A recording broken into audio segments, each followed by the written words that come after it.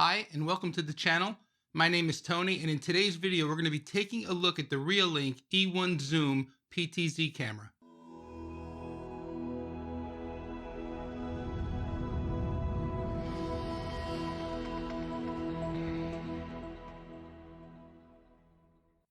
If this is your first time with us, please subscribe and be sure to hit that little bell so that you're alerted to when we release new content. So in the essence of full disclosure, Reolink did send me this item for my review. Now, they are not editing or approving any of the content before it's published. All of the comments you hear are that of my own. That being said, let's get over to the computer and get started with today's video. So the Reolink E1 Zoom indoor security camera is currently selling on Amazon at the time of this recording for $64.99. If you're interested in this item, I'll have an affiliate link down in the video description below.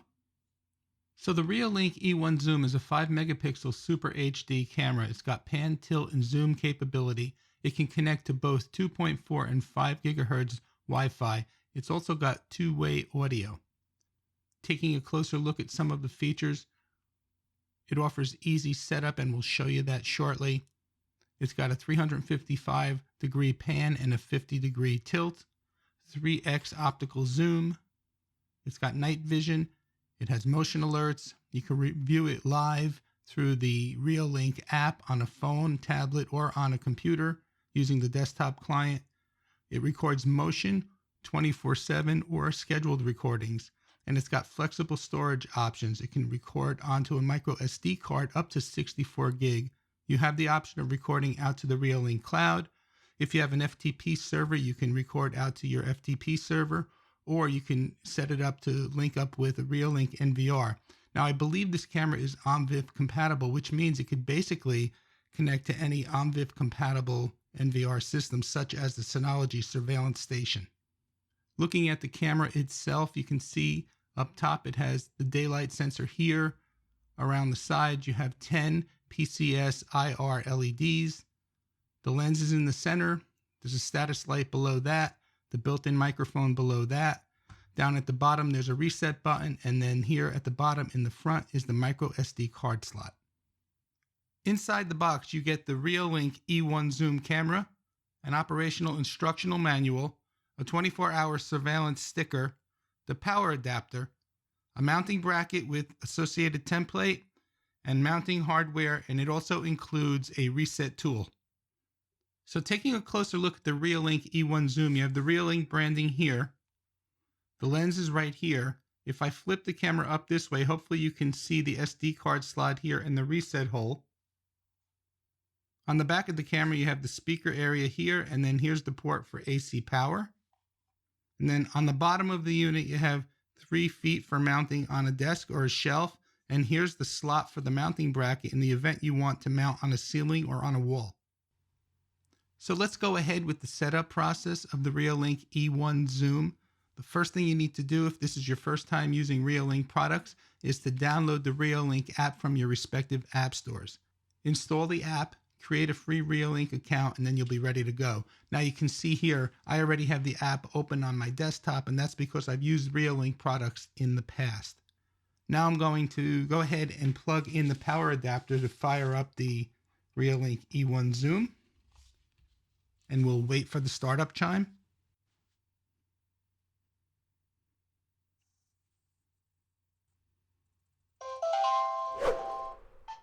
Okay, now that the camera has started up, let's go ahead with the setup process. You can hear the repeated chime.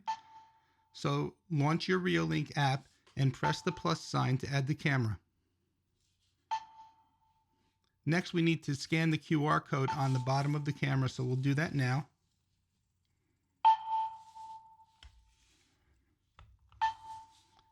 Here you have two options, Wi-Fi not configured or Wi-Fi already configured. We're going to select Wi-Fi not configured.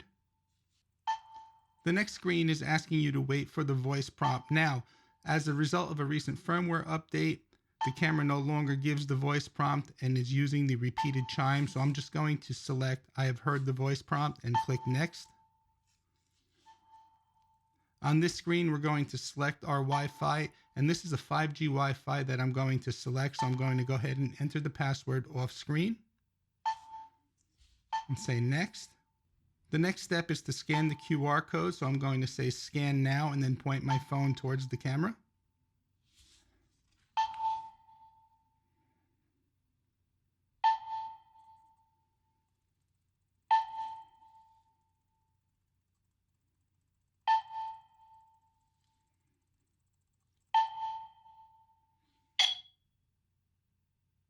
Camera is connecting to your router. Please wait. So we've successfully scanned the QR code. Connection to the router succeeded. Welcome to Reolink. So I'm going to hit I've heard the voice prompt and say next. Connection to the router has succeeded. I've also heard that voice prompt, so I'm going to say next. Connection to the router succeeded. Welcome to Reolink. Next, we're going to create a login password for the camera, so I'm just going to keep it simple for this demo. 1, 2, 3, 4, 5, 6, 7, 8. 1, 2, 3, 4, 5, 6, 7, 8. I'm going to hit next. Now we have to enter a name, so I'm going to give the camera a name. I'm just going to call it E1 Zoom for now. And hit next. It says the initialization has finished, so we're going to go ahead and click finish. Let's take a closer look at some of the features of the E1 Zoom. You're looking at a shot of my desk. From left to right underneath the video, you have the enable and disable stream button. So if I press it, you can see the stream stops, and if I press it again, it'll load the stream. Next to that is the audio enable and disable, so we can turn audio on or turn audio off. The next icon to the right is the camera icon, and that takes a snapshot of what's on your screen. It saves it to your gallery, and then it gives you the option to share it out to a text message, mail, or social media platforms. The next icon to the right is the manual recording icon. So if you press that, you could start a manual recording. And again, that saves it to your gallery and also gives you the opportunity to share it out. Next, you have your resolution settings. So I currently have it set to high resolution, which is 5 megapixels. There's a medium resolution, which is balanced, and a low resolution, which is fluent. So for now, we're just going to keep it back on the high resolution. The next icon to the right just flips the video into full screen. Looking at the bottom of the screen from left to right, there are 4 buttons: talk, clip, PTZ, and playback. If you click on the talk button, it just gives you the opportunity to enable the two-way talk feature, and we're not going to do that now to avoid having feedback on this video.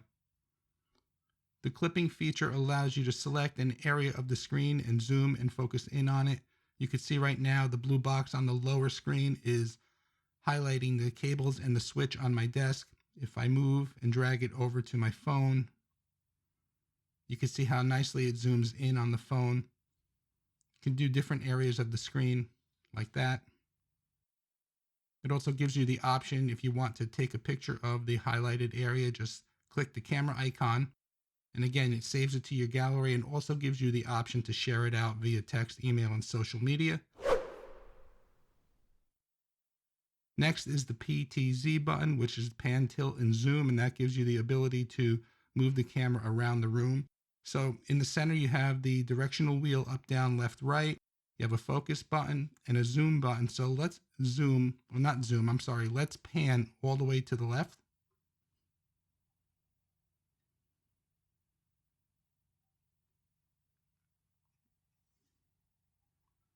That's all the way to the left. And just notice what you're seeing on the screen. Let's pan all the way back around to the right now.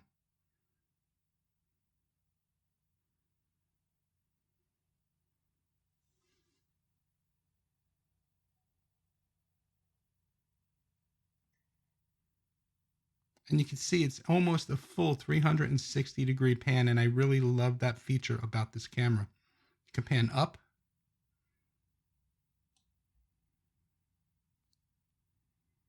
and down,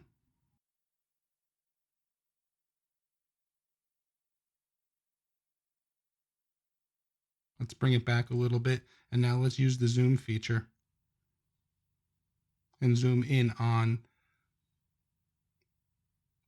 the fan. We're at about halfway there, just a little less than halfway. Let me bring it up just a little bit more on the fan. Let's bring that zoom feature back up and let's go to a full 3 times optical zoom on the fan.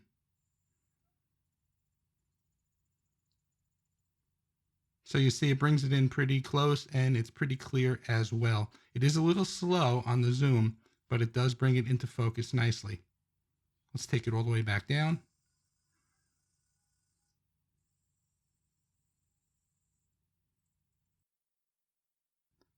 The last button is the playback button, and with this button it gives you the opportunity to review playback of history and events.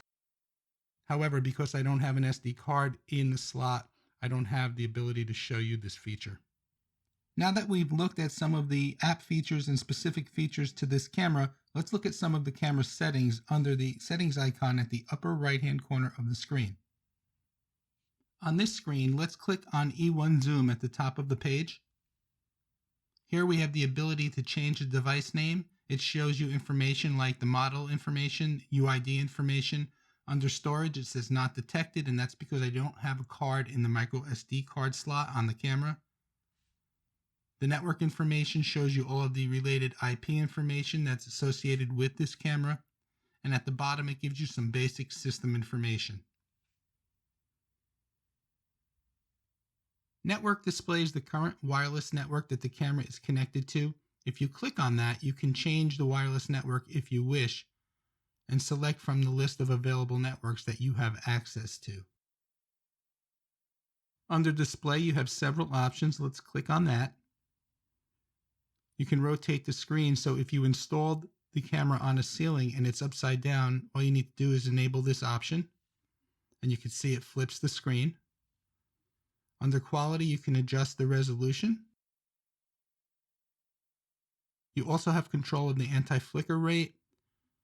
Under day and night, you see it's set to auto, but if you want to set night recording to black and white or color, you can do that here. I leave it set to auto. What this does is the camera will record in color if there is enough ambient light in the room. So I think auto is the best setting, but you could set it to what best fits your environment. Then the next two options, camera name and date, you can just adjust where this information appears on the screen. You see there's a watermark. You can enable or disable the Reolink watermark. The privacy mask gives you the ability to block out specific areas of the video. And finally, down under advanced, you have control over exposure, backlight, and 3D DNR. And I'm not sure what that last feature is, but at this price point, you don't get this kind of granular flexibility on many other cameras. Under alarm settings, you have two options. The first is motion detection. Let's click on that. Here you have the ability to adjust the sensitivity higher or lower.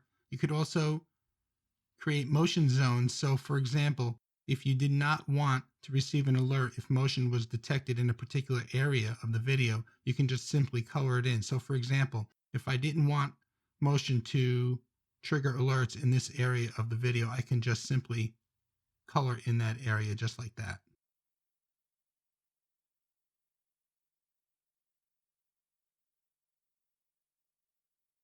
Camera recording gives you the ability to record footage to the SD card. This needs to be on in order to view playback at a later time. You can also schedule recordings. You can adjust the post-motion recording duration. And if you enable overwrite, what this will do is when the SD card gets full, it will overwrite the earliest videos. Under notification settings, you can set up push notifications for your device, email alerts as well. You can set whether or not you want to enable the siren when it detects motion. See, it's off right now, so let's go ahead and enable it. And what will happen is the siren will sound when motion is detected. Now I'm going to warn you, it is loud, so I'm going to see if I can trigger some motion. You might want to lower your volume at this point in time, and I will also lower the sound of the siren in post-processing as well. But I am warning you, the siren is pretty loud. So here we go.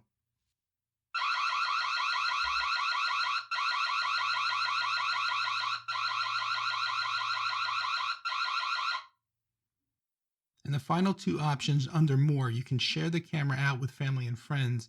If I click on that, it'll display a large QR code on the screen. All your family or friend has to do is install the Reolink app on their device and scan the QR code. Under Advanced, let's take a look there. You have user management, date and time, FTP upload, and some other features. Under user management, you can create additional admins or additional users. Here you can see the date and time information, and it says synced with phone time. FTP upload, it's on by default.